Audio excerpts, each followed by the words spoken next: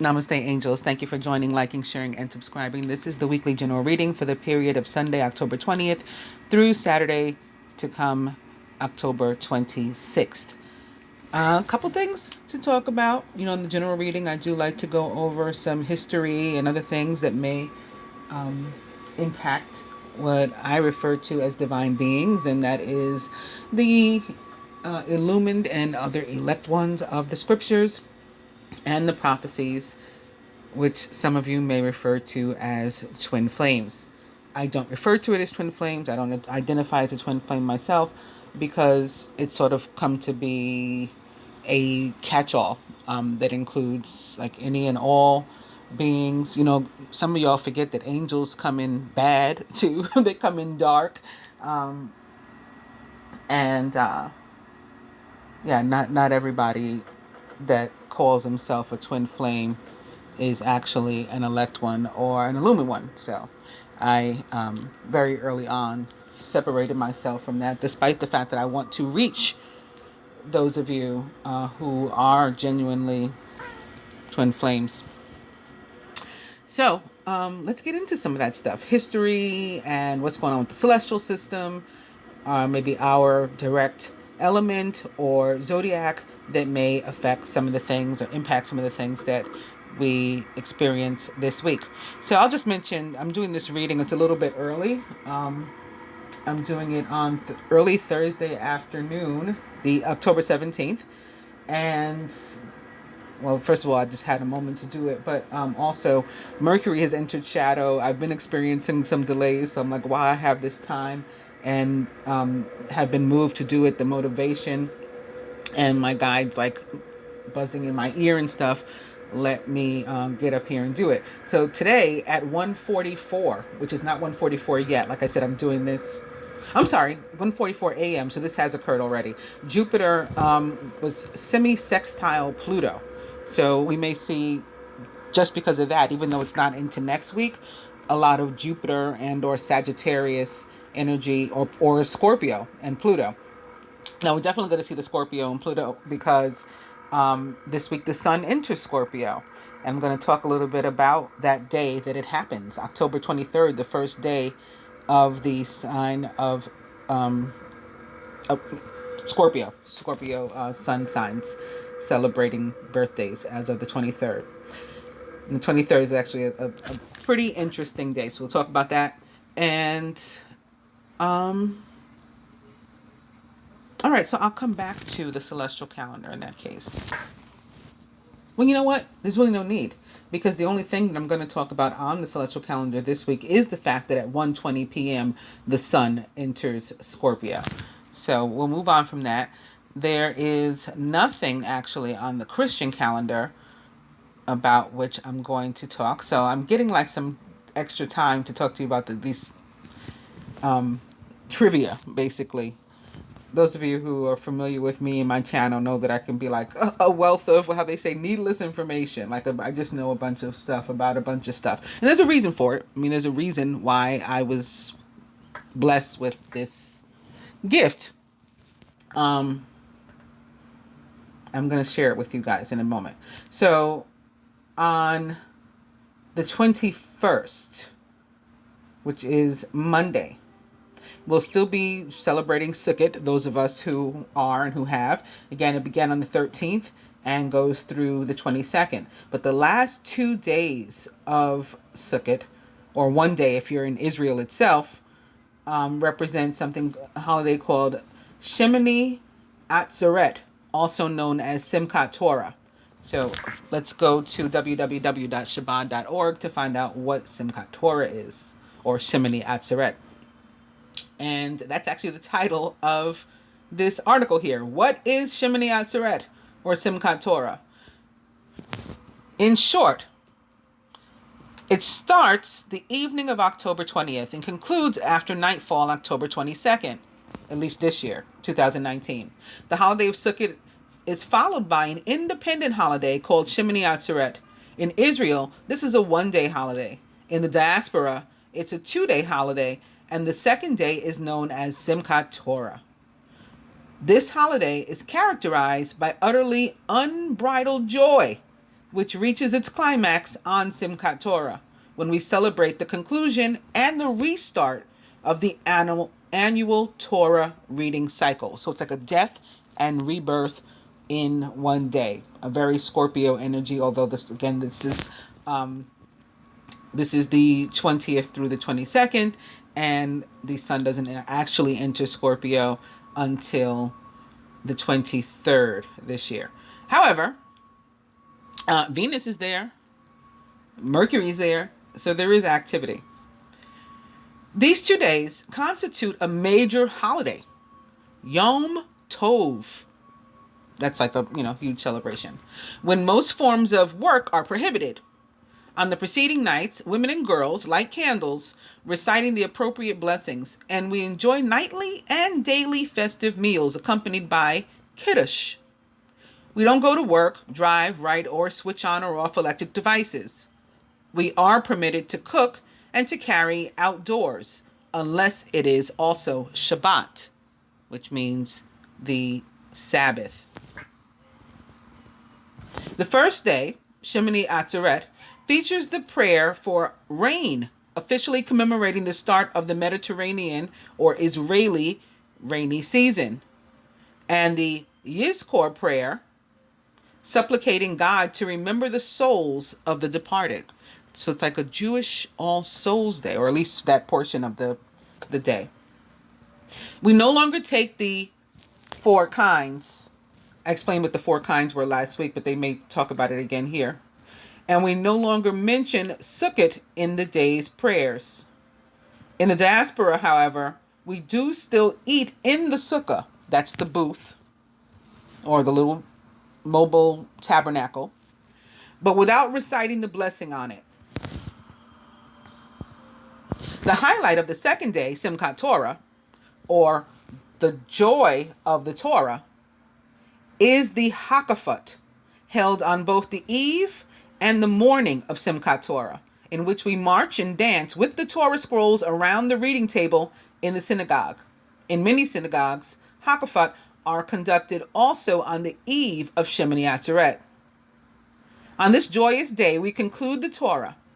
It is customary for every man to take part in the celebration by receiving Aliyah, Aliyah.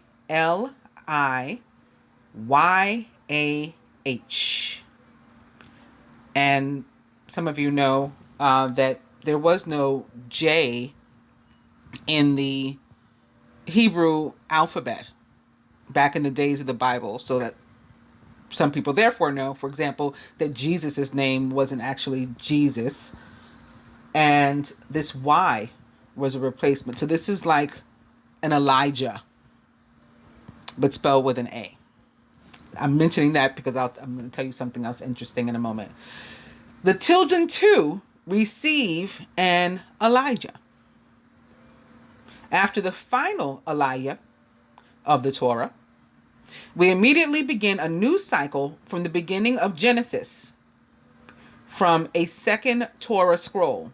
This is because as soon as we conclude studying the Torah, God's infinite wisdom on one level, we immediately start again, this time to discover new and loftier interpretations. Like, for example, Nat Turner, he was a preacher. He knew the Bible like front and back. But because he was semi-asleep for, I guess, a good portion of his life, not completely asleep, he knew enough to inquire, right, to have inquisitive thought and stuff. But because he was semi-asleep, he didn't really catch all the meanings that he'd been meant to. And it wasn't until he reread the Bible that he went on his mission in defense of slaves in an attempt to free himself and others. It was after rereading the Bible. He didn't chuck the Bible like some people say we should completely get rid of the prophecies and some of these old ancient texts and things. And that's only because they've been manipulated so much. There's over 100 different versions of the Bible. And for each of those, the Christian Bible I'm talking about now, and for each version, there's, every so-and-so's got their own interpretation. That's the problem. In any case, the purpose of this second portion of the holiday for the Torah, the Jewish Bible, is to get a new understanding of it every time you begin to read it again. In the land of Israel, the celebration and customs of these 2 days are compressed into one day. I think that's all we're going to read about Simchat Torah or Shemini Atzeret.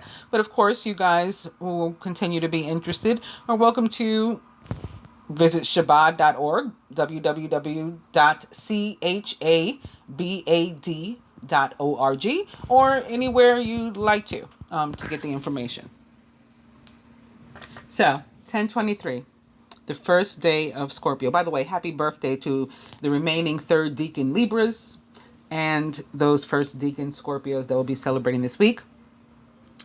That includes my daughter, Elijah. Yes, like Elijah with an A, or like we just read about in the Torah, Aliyah, or now Alijah. My youngest baby, who is indeed a Scorpio, very much so, will be celebrating her 18th birthday on that day. That's why it's special to me, but that's not why it is, special to more at large. Many historians have long believed that day, based on a theory that I'm going to talk to you about, to be the first day of creation. It went so far as to have been argued in court that October 23rd is the first day of creation. So for those of you who didn't know that, here's some trivia for you I'm about to give you. And like I said, there's a reason that I know all this stuff. There's also a reason that, my birthday is the same feast day as Our Lady of Fatima, the big one, June 13th. My children's father's birthday equates to the date, or the year at least, that Muhammad received the Quran, 610. And that day is important for other reasons too, that we've talked about in the past. My son's birthday, 8/22, is the feast day of the Queenship of Mary. Who else? I think I gave you all my children. But yeah, there's a reason for all that stuff. And now this one, my youngest birthday is, again, the first day of creation. Arguably the first day of creation. And where does that argument come from? Well, something called the Usher chronology. And for this, I just went to www.wikipedia.org, but there's a million places you could look it up, especially now that I'm telling you about it. It is spelled USSHER. Usher. Chronology. So CHRONOLOGY. I got stuck for a second. I had to picture it in my head. All right, so the Usher chronology is a 17th century chronology of the history of the world, formulated from a literal reading of the Old Testament by James Usher, the Archbishop of Armagh and Primate of all Ireland. The chronology is sometimes associated with young Earth creationism, which holds that the universe was created only a few millennia ago by God as described in the first 2 chapters of the biblical book of Genesis. Usher fell into disrepute in the 19th century, though. Published in 1650, the full title of Usher's work in Latin is Annales, Annales, Veteris, Veteris, Testamenti, Testamenti, a prima mundi origin deducti una cum rerum. It continues. I didn't realize it was going to be this long. So basically he's saying a history of the world, according to him. Oh, actually they do give it to you here. Annals of the Old Testament deduced from the origins of the world, the chronicle of Asiatic and Egyptian matters. Pay attention to that too, because Asiatic and Egyptian matters. That brings us back into Islamic practice, as well as those who consider themselves the nation of gods and earths. definitely subscribe to Asiatic and Egyptian practices. This is all brought together, produced from the beginning of historical time up to the beginnings of Maccabees. So the book of Maccabees in the Old Testament is what he's talking about. Ussher's work was his contribution to the long-running theological debate of the age of the earth. This was a major concern of many Christian scholars over the centuries. The chronology is sometimes called the Ussher Lightfoot. So Lightfoot, that's interesting too, right? Not only because of lighted, or what it means to be lighted, but Lightfoot is a Native American name. They too subscribe to many of these prophecies, as you'll continue to hear. The reason it's also called the Ussher Lightfoot chronology is because John Lightfoot, a Native American, published a similar chronology in the year 1642, which equals 1304 or 1111, by the way. And he also wrote continuously through 1644. This, however, is a misnomer, as the chronology is based on Ussher's work alone and not that of Lightfoot. So Lightfoot had similar work, but it should not be conjoined, is what they're saying. Ussher deduced that the first day of creation fell upon October 23rd in the year 4004 BC. 4004. In proleptic Julian calendar near the autumnal equinox. Lightfoot similarly deduced that creation began at nightfall near the autumnal equinox, but in the year 3929 BC, which would make his Earth younger. Ussher's proposed date of 4004 BC differed little from the other biblical-based estimates, such as those of Jose bin Halafta. His year that he thought it would take place, or thought it had taken place, was 3761 BC. Bede, Bede, 3952 BC. Ussher's near contemporary, Scaliger, 3949 BC. Johannes Kepler, right, famous scientist, 3992 BC. Or Sir Isaac Newton, talking about famous scientists, 4000 BC. Ussher was influenced by the same account as the apocryphal book of Jasher, which I have, by the way. Some of you guys, there's a book that combines Jasher, Enoch, and I forget the other author, but I have it here somewhere in my collection of these ancient texts that I tell you guys about every now and then. Anyway, so Ussher, again, was influenced by the book of Jasher, which dating the worldwide flood to the year 2349 BC and the birth of Terah in 2127 BC. The date of 4000 BC as the creation of Adam was at least partially influenced by the widely held belief that the earth was approximately 5,600 years old. 11. That might be significant somewhere. 2000 to Abraham. 2000 from Abraham to the birth of Christ. Now, of course, each 2000 is also an 11, so it's like 1111 from Abraham to Christ. And 1600 years from Christ to Ussher, corresponding to the 6 days of creation on the grounds that, quote, one day is with the Lord as 1,000 years, and 1,000 years as one day, end quote.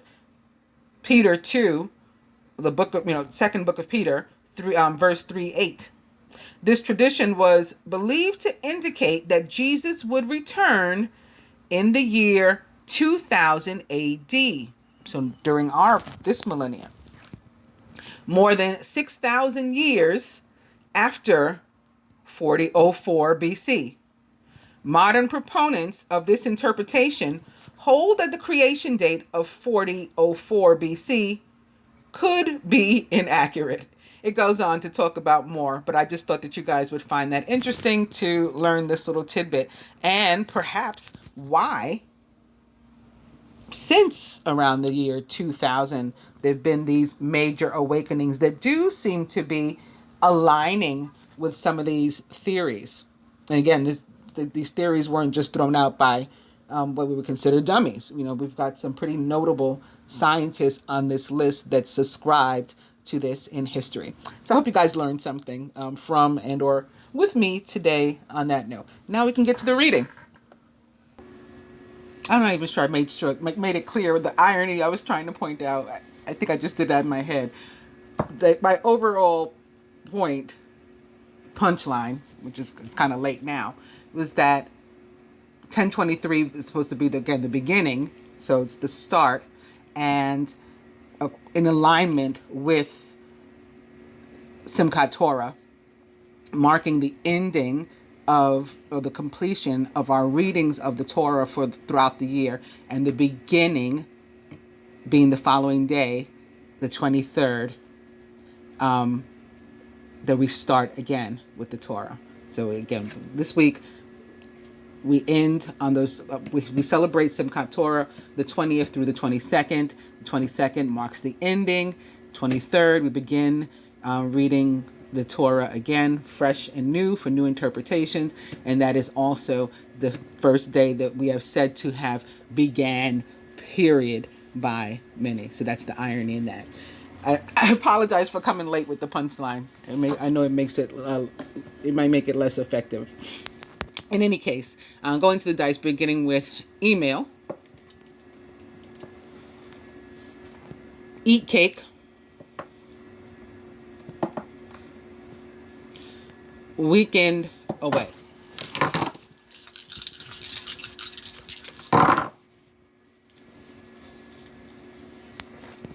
Buy shoes. Romantic dinner. And still email. So maybe you're meant to, like, you know, get new shoes or get dressed up for a date, for this romantic dinner. And perhaps you'll be contacted, you know, via email or in some sort of written technology like text or something like that for it. For other people, you know, email may have a different meeting and may not be connected to the shoes or the romantic dinner, but I hope that you get to enjoy those. So this week I'm using, as usual for the general reading, two tarot decks. One is the traditional Rider-Waite Tarot, because I wanted, if reversals wanted to come up, I was just getting guidance to allow them to come up. And I did last week too. I used a traditional tarot deck last week as well, so that we could have those reversals in the clarifications where we needed them. I do read reversals. There's a lot of people out here that have some of y'all fooled. They shuffle their cards in a certain way so that they never end up with reversals, and people don't notice. It's a, you know, it's a sleight of the hand, a mind trick.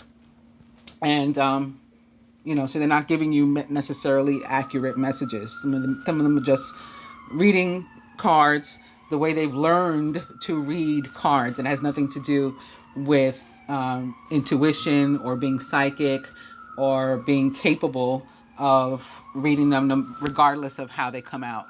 So I don't want to be one of those. I'm not one of those. I've never been one of those. That's why I've always shuffled live. Now it's more popular because people have found out how I can shuffle and hold my cards a certain way so that I still lay them all upright and nobody even notices, because they just say, oh wow, they shuffled, you know. Incoming. I think it's like message alert. The sirens are always so like strategically placed in my readings. All right, so I'm using, like I said, the Rider-Waite Tarot, beginning with the Ten of Swords in reverse. If you're going to get the Ten of Swords, that's probably the best way to get it. And already, I think, like a clarification, because also with the Angel Tarot, beginning with the Five of Winter upright. So this Ten of Swords could be describing the current status of the Five of Winter, the fact that this is in reverse. The card behind it is in reverse too. It is the Knight of Pentacles. Something could be involving a Knight of Pentacles. Ah, very interesting. Card behind this one is also reversed, and it is a Knight of Cups. So something could be involving a Knight of Cups too. From my Keepers of the Light Oracle, I decided to use them for Oracle guidance. Archangel Michael, trusting heaven. You're safe. Angels stand close. Surrender your concerns and allow a miracle to occur. And also behind him, upright, Dwal Cool, Dharma unfolding. Remember that you're on a path. Take one step at a time to happiness. From my Fortune Teller Oracle, birth. So this is also reflective of like an ending that occurred and then a start, right? Where there is death, there is birth. Where there's an ending, there's a beginning. Universal energy brings you opportunity and possibility. Also, just to mention, this is Celestine. A couple of you asked about it after my pick a card reading the other day. So yeah, it's a pretty big geode of Celestine, which is like angel stones, basically. And it's got a bunch of really beautiful, like fully faceted pieces in there. So very, very strong energy that comes off of this. I was guided to, bring it a little closer to me the other day. And then again, today I decided to use it. So things are a little bit different. I also got my Queen glass here. Just in the mood to have that out. This is Queen. So all hand painted. And what else? My Soulmate mug. Oh, and I put my jewelry on. Well, some of it. Because also my guides had told me that some of you, or somebody, not maybe, hopefully not anybody that's watching me now, but somebody had been trying to work something on me and thought that they were successful, that something had happened to my jewelry. No, it's here. I got it all. This is gold and sapphire butterfly, so more death and rebirth energy. This is, of course, my snakes. Those of you who watch me know that I love snakes. And this is Royston turquoise underneath it. Specifically Royston turquoise. It's a particular type. And this is a piece of pretty much raw Maria aquamarine. Maria, like Mary. And this is blood of Isis, gem quality carnelian, found only in the Red Sea. So I still got it all. Sorry, your whatever you were trying to do didn't work. All right, let's get into the reading. Like I said, I'm going to use these for Oracle, so I'll take them away. And I'll start with this one.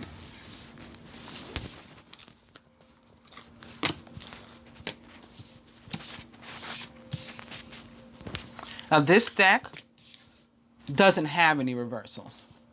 So you need, if you're going to give a genuine reading, you need intuition with these and, some psychic awareness. So it can tell you if the energy is coming through in a positive or negative way. Like I look at the 10 of Earth, for example, sometimes, and, see death and memorials and funerals or collecting inheritances from somebody's passing or something, whereas it's otherwise a positive card. Most people don't look at it and see death, for example. So in any case, let's get into this. We'll put the overall energy right there. It is the 5 of Swords, again, 5 of Winter, crowning the masculine this week. The 2 of Autumn. You may be under stress because of multiple jobs or too many responsibilities for one person to manage. It's important to balance your work and your personal life and to bring a spirit of fun to all that you do. 2 of Autumn definitely can be about balance. Also, the need to make a decision. For me, it's about deja vu from hell sometimes. Like you keep finding yourself in the same place, which can also equate to, again, a need for balance because too much of one thing, not enough of other things. It can be like all work and no play, making Jack a real dull boy. And if there is a need to make a decision, it tends to be about about earthly matters. So like how many hours you're working or where you're working, for whom. Is it yourself or should you look for another job? All those kinds of things. Surrounding the masculine. The Three of Spring. Stop to take time to review and to make long-term plans.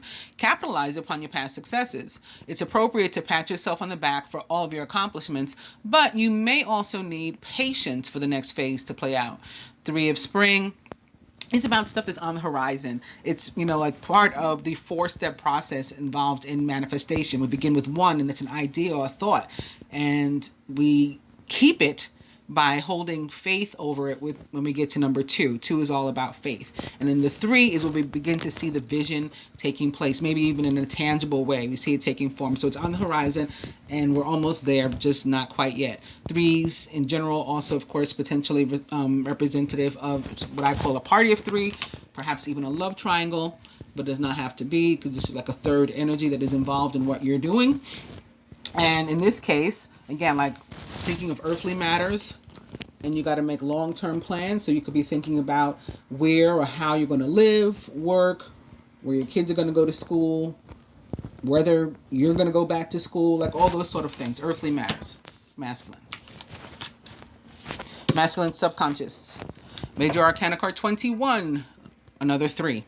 The World. And the World also, for me, has a fire element energy. So it's like another 3 of Spring or 3 of Wands. Just like this one, only stronger because it's Major Arcana. So it brings in karmic energy as an energy of the universe that we have no control over. We have control over this. We have no control over this. Congratulations on successfully accomplishing what you've set out to do. You've made it through the challenges and incorporated the lessons that life offered you with grace and courage. So again, as I said about the 2 of Autumn, that for me, I call it deja vu from hell, because it's like something coming back around, and we always come back around to the same place, and it feels like we're lacking movement. Well, the World, it can be about something coming full circle too. But this, as a blessing to you, is in fact the end, the last time it's coming around, because the universe, again, that karmic energy has stepped in to ease you out of this situation that you should have taken yourself out of before, removed yourself from on your own, that you didn't. And it's going to ease you into something else that is more befitting of you. For me, it's very much like the Tower, only the Tower is an abrupt energy that comes in and like turns your life upside down very unexpectedly. And the World can take some time and require some patience, just like the 3 of Wands. So it's like, even though this is something that the universe is stepping in to do for us or on our behalf, and now it's like we want to hurry it. We want this bad or toxic friendship or relationship over. We want this dead-end marriage or job over. But now we have to be patient. Whereas we could have moved on that in the past on our own. We could have gotten divorced or separated or quit our job and found another one. We didn't. We stayed in there, so now you have to be patient with the universe. It was patient with you. Crowning the feminine this week. The Prince of Autumn, trustworthy, dedicated, protective, and funny. It's important to make a detailed plan before starting any new endeavor. Once you have that plan in place, then you can take immediate action and get as much accomplished as possible. The Prince of Autumn is a Taurus, perhaps Virgo or Capricorn, or someone likened to those traits or attributes, and basically is the Knight of Pentacles, who I also saw, you'll remember, underneath the first card, the 10 of Swords in reverse in the other tarot deck. So somebody could very well, maybe particularly the feminine, an earth sign could be particularly significant for you this week. Feminine surrounded by, speaking of earth sign or earth energy, the 8 of Autumn. It's the perfect time to learn all you can by going to school. Not just talk about going to school, or maybe your kid's going to school, taking a seminar, conducting research. Do your best work, and the law of attraction will bring you prosperity and career advancement. Basically, this card is about reaping what you've sown. Where you put your effort, where you put your work is from where you're going to get an in-kind result. Feminine subconscious. More earth. It's Taurus energy too. So not only could an earth sign be particularly significant to the feminine, especially, but maybe even more specifically a Taurus, with major arcana card 5, unity, or the Hierophant in the traditional tarot also showing up. Embrace this time of deep spiritual growth. You may feel called to act as a mentor, to find a new teacher, or to spend time with others who are also on a sacred path. This could definitely be about you putting in work and effort, what they call inner work, toward your spiritual growth practices.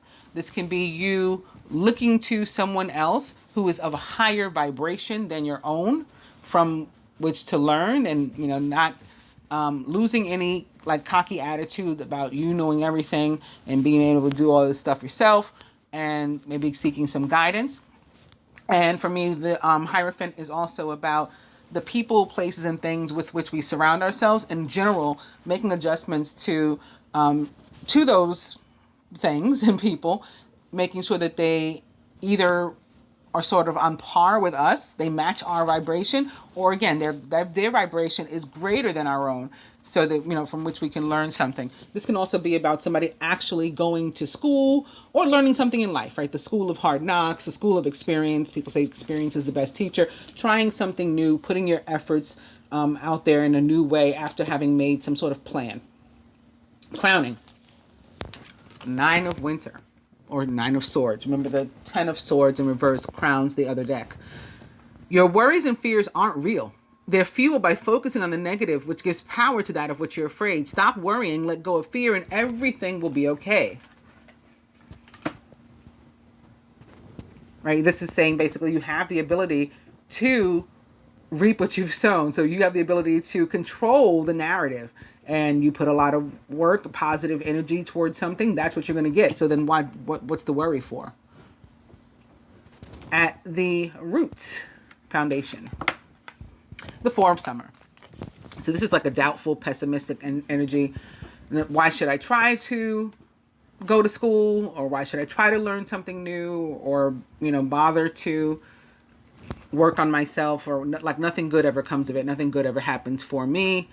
And in doing this, we end up missing opportunities that have come around because we're not checking them out, because we're presuming they're not going to be exciting. They're not going to be good because they're for us and we're undeserving, right? Your responsibilities may distract you from noticing all the gifts that God is presenting to you. Be open to investigating opportunities that come your way. And at the heart of the matter, the 7 of Winter. I say all the time that when you see the 9, well, actually we started with the 5, right? The overall energy of the 5 of Winter. And that when you see like the 5 of Winter or 5 of Swords, the 3, the 7, the 9, they tend not to be far behind. This is all representative of energy that's trying to steal our joy. Caution will help you avoid the loss of valuables, including non-material resources such as time or peace of mind. Be aware of the results of your actions, as well as others might be doing behind your back. And the results of your actions, again, could be for you to potentially manifest negativity into your own life with these feelings, negative emotions of, undeservingness and fear. Fear. You could be the joy stealer in your life. So the good news is, again, I'm using this other deck as a clarifier, and we have an overall energy of the 10 of Swords in reverse. And so what that means about the 5 of Winter or Swords, 7 of Swords, and 9 of Swords is that we may have been experiencing that kind of energy. And maybe that's why we felt so pessimistic about our lives, because we had been receiving a lot of, experiencing a lot of negative energy. But the 10 of Swords in reverse says that we may have finally reached a time of balance and balanced perspective, and that things are about to get better, a lot better. There's been a shift, and that we should begin to feel better about ourselves and to trust ourselves more. That means increase positive energy. Maybe there's another warning that we need to do that. We may have just come through a really difficult time in our life, and like we're at the end of it. So that also takes us back to our message of this week of endings and beginnings, right? It marks another end of trying times, and here we see the better ones. Why? Because, at least for the masculine, we can see very clearly because the universe stepped in to help us, or the universe gave us the wherewithal and the ability to help ourselves with an energy of like the Hierophant, all about higher institutions, including higher learning, higher knowledge. Specifically in work masculine, I do have to say it's not as bright though. It can mean the Ten of Swords in reverse. Now I'm talking about can mean that there's something going on at your job. Remember I talked about that with the Two of Autumn, and with the World I said something trying could be coming to an end. That thing trying that's coming to an end may be your job, and maybe it gets taken from you, with the Seven of Winter being a card of like theft and again the energy of joy stealing. So maybe you are fired, laid off. That may be the reason for your worry. Perhaps it is justified because you're wondering, how am I going to balance my finances? How am I going to keep my checkbook balance? How am I going to be able to continue to provide for my family? That's where the Three of Spring comes in. Remember that you're supposed to be recognizing yourself for your past successes. Like, you've got this. You've already put some things, into play that are going to manifest as fours of spring or wands, right? And success and happiness and joy in your life in the near future. That's on the horizon. It's in, foreseeable. So you should be positive in your thought because of that. For people for whom this is all your own energy in your mind, that you're worried about it, you could just be thinking, is it time for me to get out of this job? I've thought about this before in the past. I didn't get out. The universe wants to help you out of it now because you didn't. But you can see more clearly when the Ten of Swords in reverse shows up, and you can try to figure it out. Like, should I be looking for work? If I'm already looking for work, is this like the right place for me? The right, career choice? Do I need to be changing paths?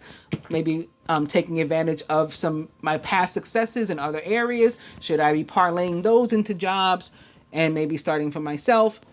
Those are the thoughts. And maybe you've had an opportunity to do some of that stuff that you haven't taken because in the past you had not been able to see as clearly. But with the Ten of Swords in reverse showing up to help you, now there's some clarity. And for the feminine, clarity can be coming from, again, this spiritual, awareness, so you can see things that maybe you couldn't have seen before. And so now you're looking at things through different eyes, and maybe not rosy colored glasses anymore, and from a new perspective. So that's going to help to further you.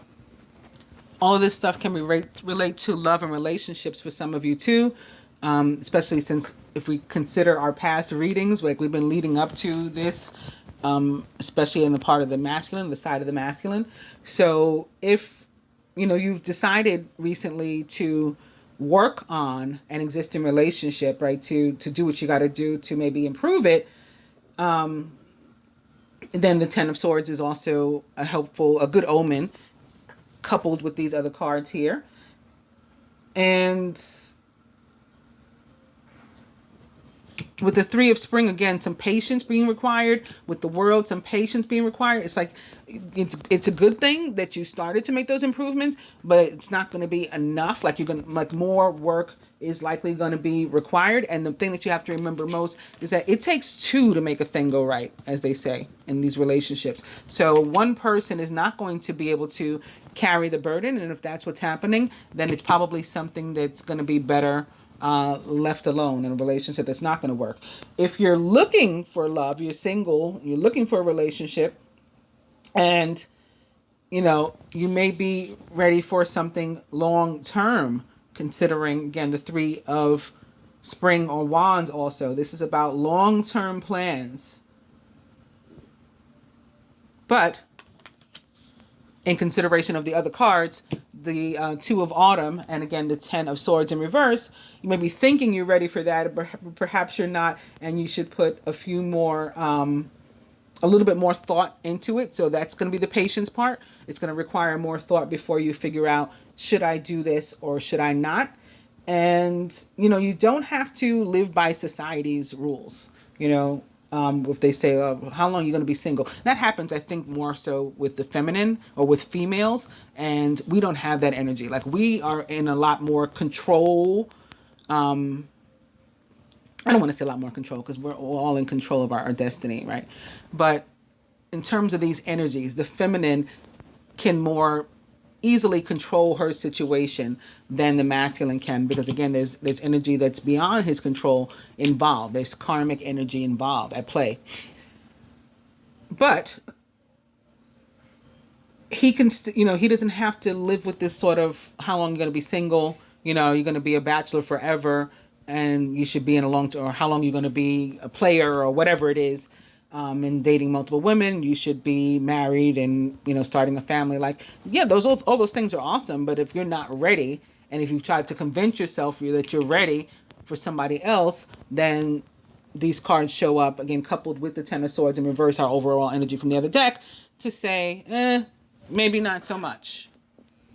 So why don't we clarify those in particular? How about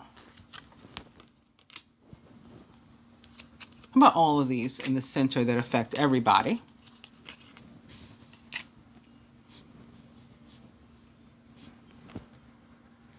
And the two major arcanas. Oh, okay, and one more for everybody. It's another Five of Swords. You guys saw it fall out by itself.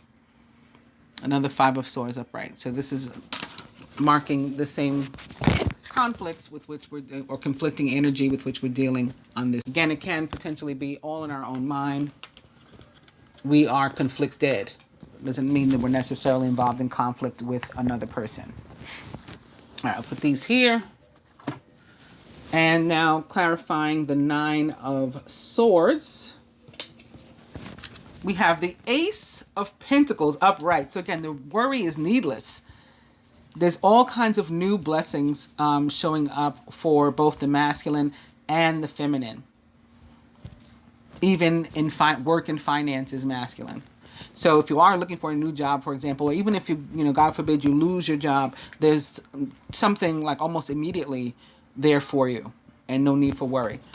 Some of you may be worried because maybe something's going on with the company for which you work, and you're expecting to lose your job, or you're saying like the company may be lost altogether. It may go out of business or bankrupt or something. And so what am I going to do?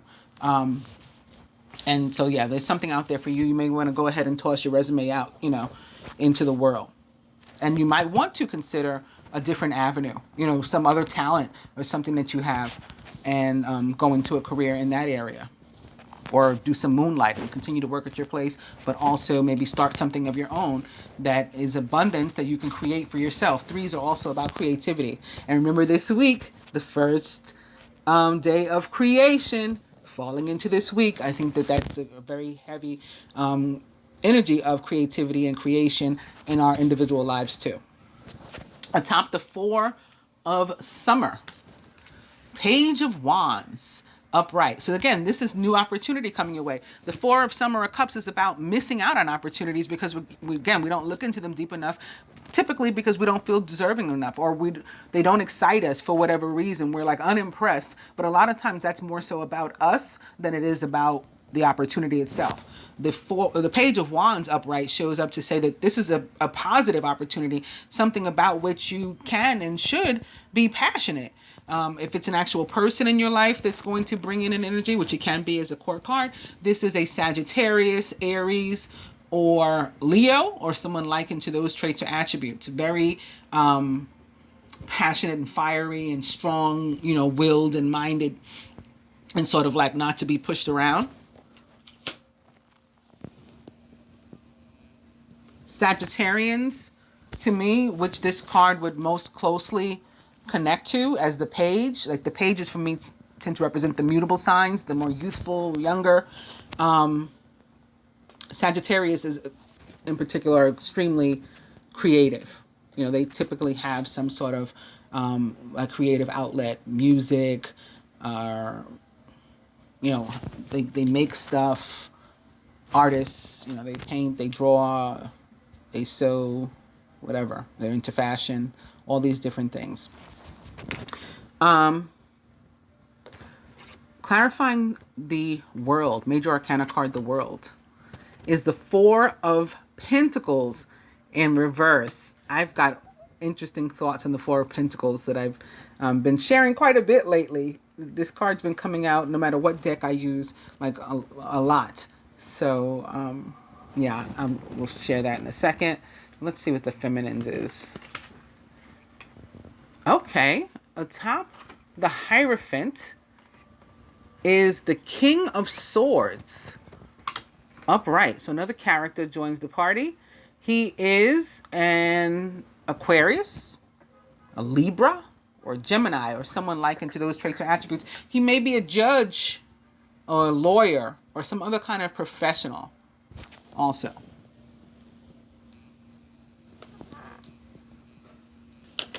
All right, so no. For the Four of Pentacles in reverse, it basically says the same thing that I've been saying. You've been holding on to a person, place, or thing, to a relationship, a job, situation, circumstance far too long. That clarifying the world, I mean, that's already what the world means to me. For some people, it does mean, you know, like the world is your oyster, the world is at your feet, and all these kind of cliches and stuff. But I didn't mention any of those. That's not what it means to me. It means what this. It means what this is. So the Four of Pentacles basically shows up to this reading to reconfirm that that was an accurate explanation that I gave you.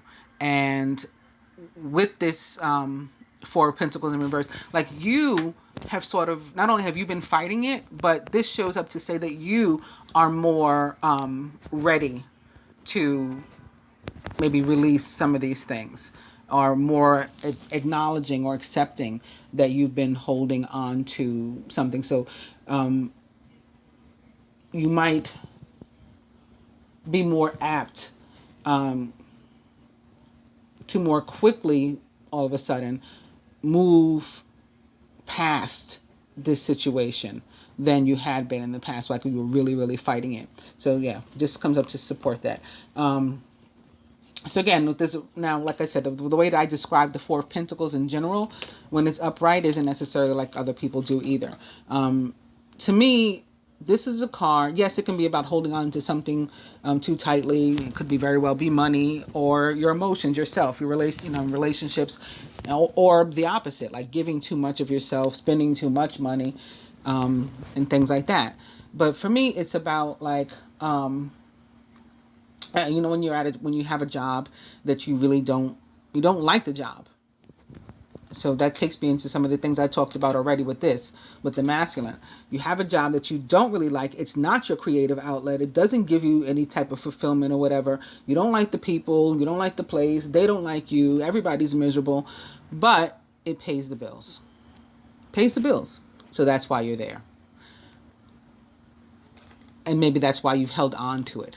Like, I got to keep this job because that's how I pay my rent, or that, whatever. And that makes sense to an extent, right? At some point, we have to be willing to let go of fear and to go after our abundance. And so that's what the Nine of Swords, clarified by the Ace of Pentacles upright, is all about. And this is showing masculine that you may be a little bit, again, more apt to doing that. Because the same thing translates toward relationships. You're in a relationship that's going nowhere fast too, and you have been for maybe some time, with the world showing up.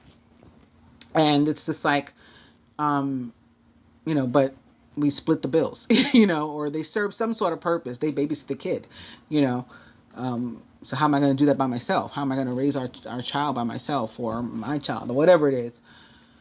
And so we hold on to relationships that are going nowhere. It can also be tied into, like I said, things and circumstances too. So other types of addictions as well. Other things that we've been holding on to, that we've been, and maybe we've wanted to get rid of. We've wanted to quit smoking or drinking or doing drugs or, having toxic relationships, maybe sex addicted or whatever it is. But it's been difficult. I mean, of course, that stuff ain't easy.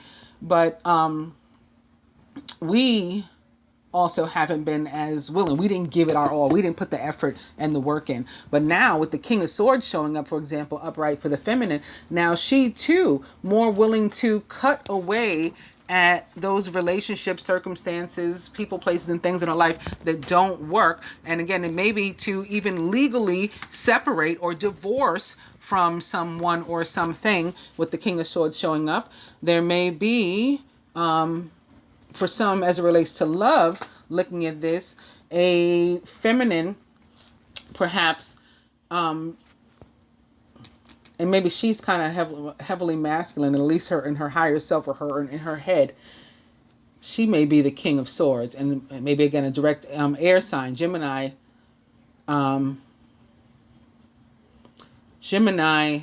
Aquarius, or Libra, considering working on a relationship, putting the effort into a relationship with an earth sign. We got all this earth showing up here. So that's one thing.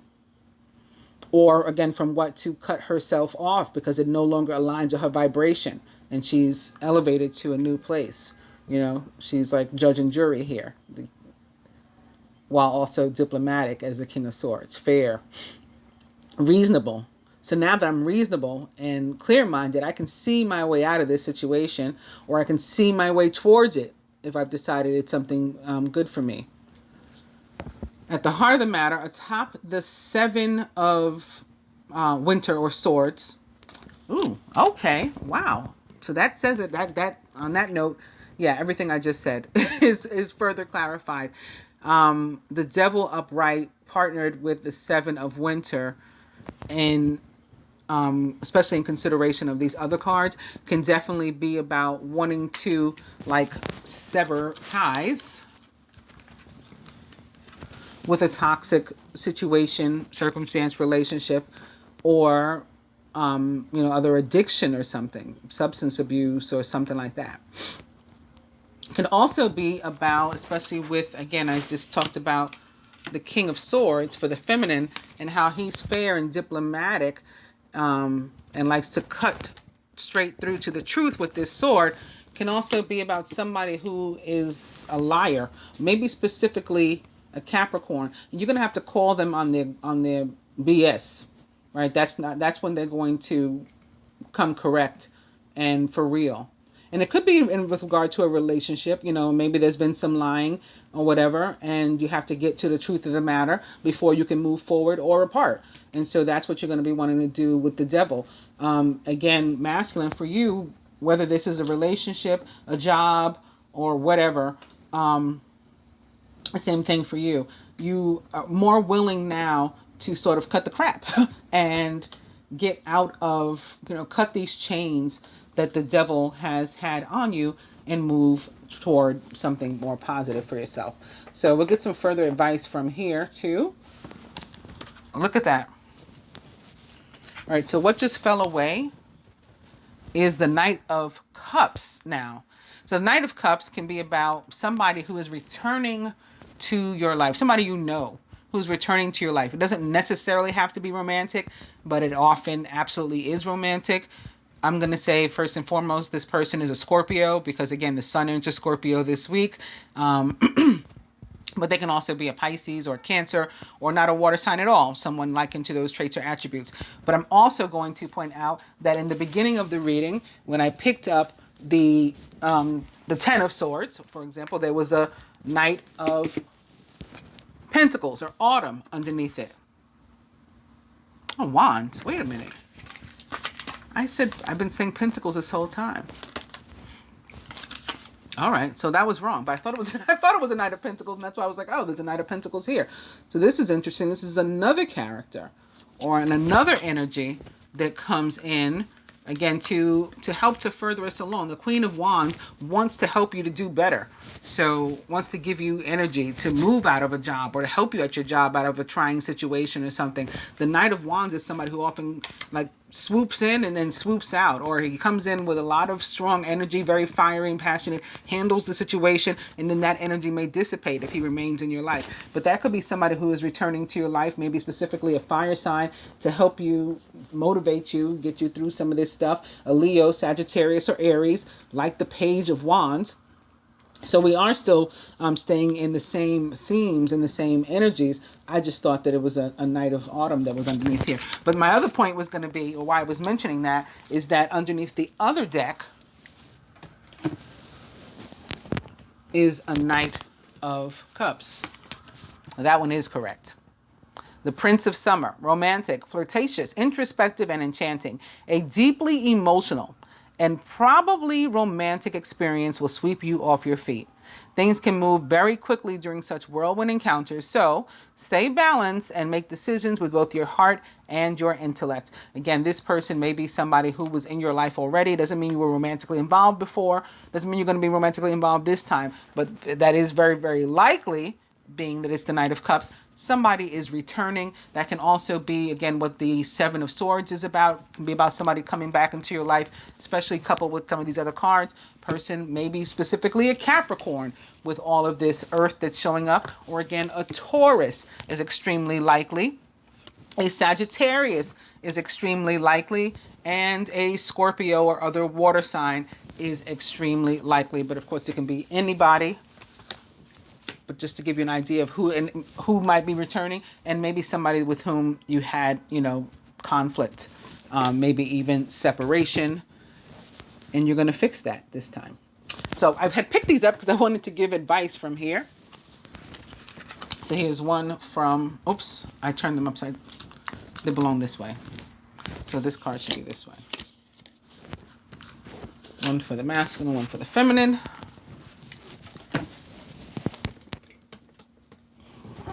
Same thing from here.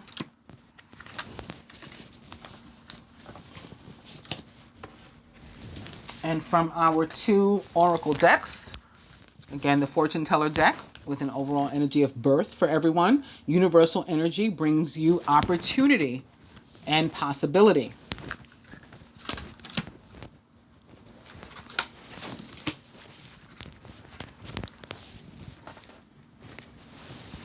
And speaking of the King of Swords, we have this sword here, Archangel Michael, known as the sword throughout the scriptures.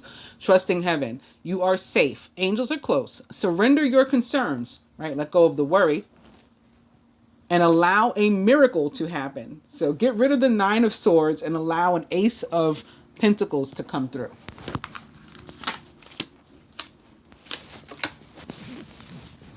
So further advice from the Keepers of the Light Oracle, specifically to the masculine, is Kuthumi, Cloak of Wisdom. You already know the answer that you seek. Trust what you know. And we've seen that's more reconfirmation. We saw like you know what you need to do. You just hadn't done it in the past, and now you are. For the feminine, Lady Portia, Divine Order. This is a very Libra energy, a very, like King of Swords, Queen of Swords. Do what you feel is right. An important lesson is unfolding. So this is very, again, earth, air energy. Gemini, Libra, Aquarius, especially Libra, I'm going to say. From the fortune teller cards to the masculine, Cracker. Positive energy surrounds you. Love, joy, and good fortune awaits. And it's more this red, this fire energy, and like the wands. Sagittarius, Aries, Leo.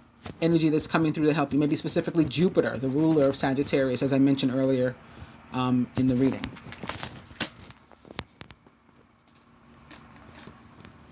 For the feminine, unity.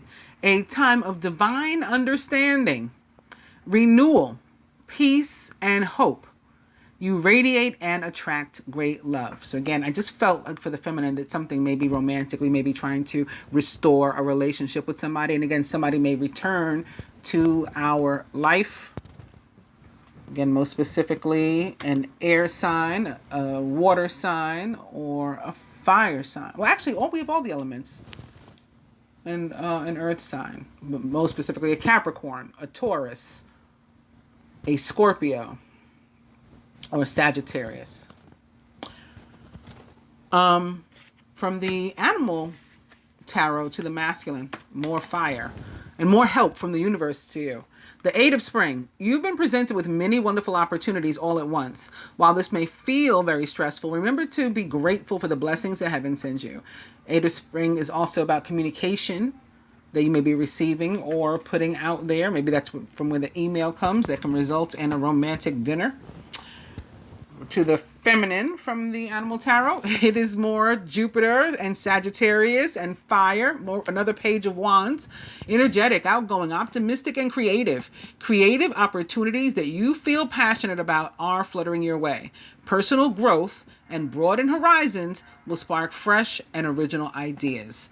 The Princess of Spring is a Sagittarius, Leo, or Aries, or someone likened to those traits or attributes, or again, possibly Jupiter himself, Mars himself coming through to give you that boost of energy that you need in your life.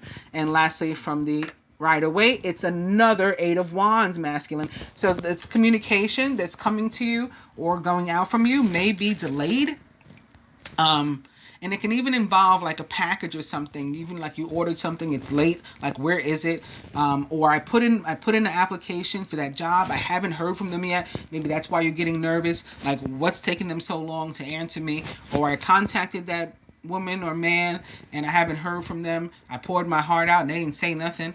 You know, like what's going on there? This could be a delay for whatever reason with the information. Maybe because you sent it via email and they don't check that account that often. Remember, email showed up in the dice. You know, something like that. But I'm going to say that that's probably because of Mercury retrograde. I didn't mention that the King of Swords could be tied to Mercury, which entered shadow in retrograde in the sign of Scorpio on the 11th of October, so last Friday. So let's keep that in mind, consider that. But with 2 eights of spring or wands here for you, you are definitely going to receive or put forth what it is you're meant to.